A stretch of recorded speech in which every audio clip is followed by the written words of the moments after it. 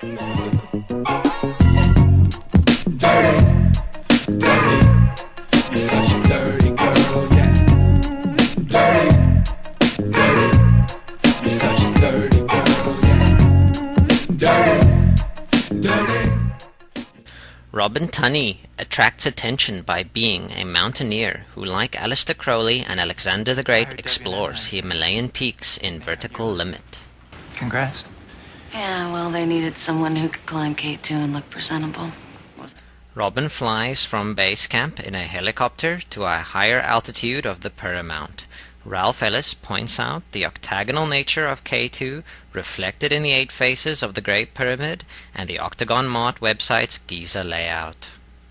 Goro Adachi equates the checker motif with the grid or net-like design.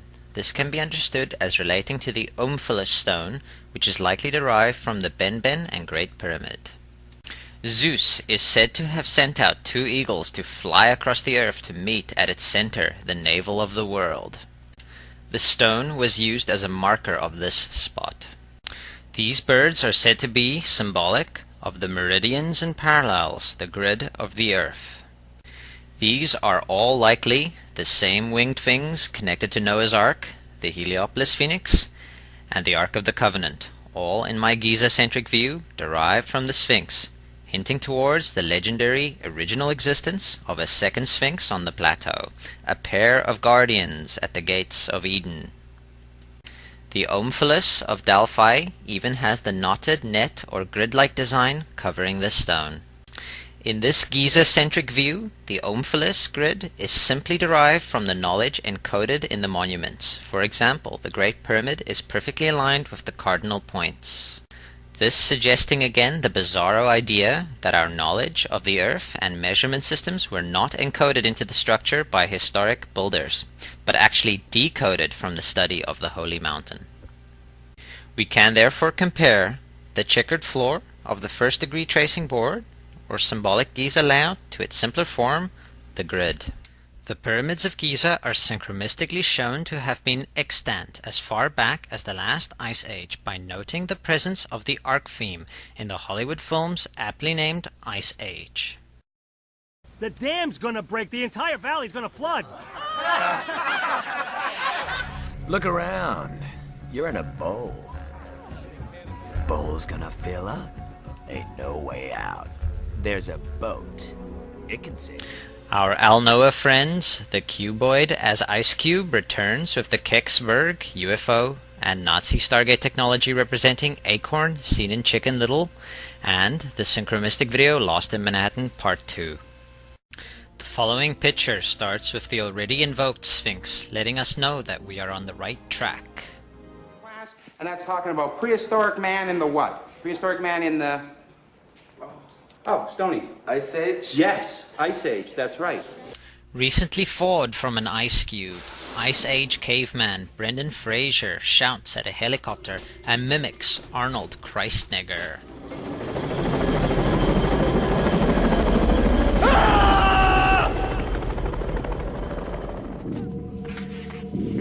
I'll be back. I'll be back.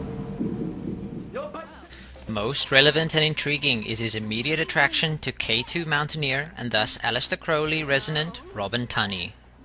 Having recently spent an evening of weirdo mystery in the King's Chamber, the Beast 666 co-authors with Thingamajig I Was, the Book of the Law, including the head-scratching grid page, said to contain some kind of higher intrigue.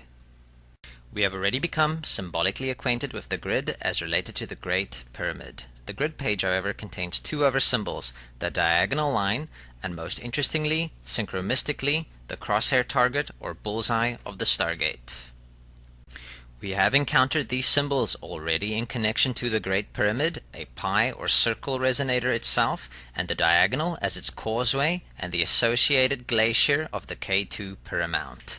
Read Ralph Ellis's K2 Quest of the Gods for more information. When Tintin travels to Tibet to rescue a friend crashed in Himalayan peaks, the landscape invades his dreams while playing Crowley's favorite game, using the checkerboard and grid motif as field of play, chess.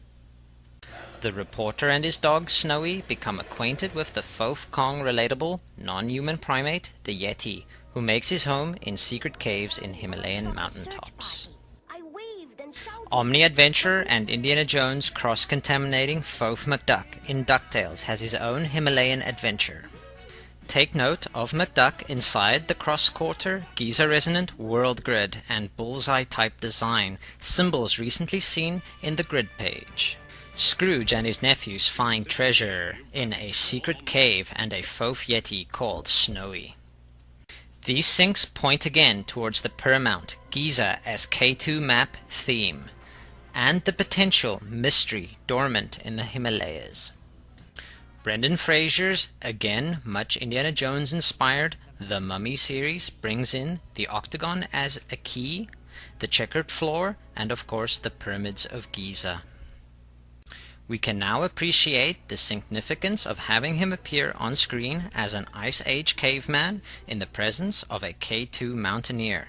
In this scene from Encino Man, we have the Ice Age Giza Pyramid resonating Fraser and the K2 climbing Tuni, with a concentric circle, target, and diagonal line imposed over her head. Stargate Queen Tuni shares screen time on the checkered floor of the Empire Record Store with Renee Zellweger and Liv Tyler. Everyday activities in this record store including having a mock funeral, a third-degree Masonic activity mind you. Indeed, Tuni's early acting roles give one the impression of initiation into the mysteries, almost preparing her for the ascent of the Holy Mountain. Starring in the alternate name for Masonry, The Craft, Tuni's actor self is overtly familiarized with magic and witchcraft. After arriving by Starcab, no checkers just yet, in a new town she falls in with the wrong crowd and is ushered into the dark side. We see Tuni stepping into the vortex of a rippling magic circle, or Stargate, and bear witness to a direct synchromistic hit, as the bookshelf of the occult store she frequents has a title with the Aleister Crowley invented way of spelling magic. Indeed, it might be in theory and practice. This in a grid design, no less.